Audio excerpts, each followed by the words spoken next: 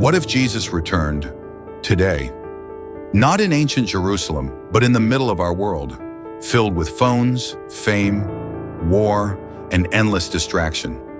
Would people fall to their knees in worship, or would they scroll past him, arguing in the comments section about whether he was real or fake? Imagine it. Jesus walking down a crowded city street, no crown, no grand entrance. Just quiet truth in a world that craves noise. Would you recognize him, or would he look too ordinary to notice? If Jesus came today, he wouldn't post miracles for likes or seek followers for fame. He'd still spend his time with the broken, the forgotten, and the rejected, the people society ignores. He might sit beside the addict on the corner or eat with someone the world calls unclean. And just like 2,000 years ago, many would reject him again. Not because they don't believe in love, but because they've already decided what God should look like. Would you? We say, if Jesus were here, I'd follow him anywhere.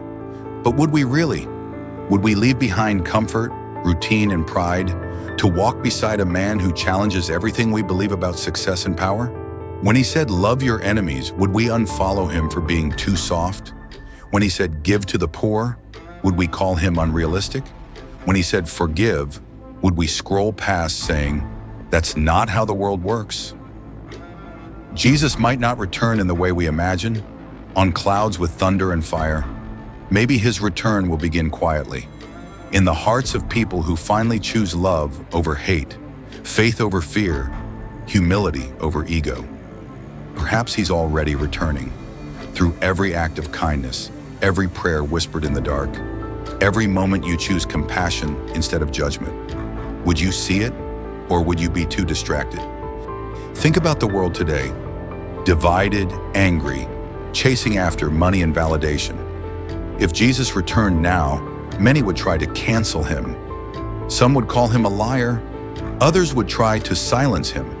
Even religious leaders might reject him for not fitting their traditions.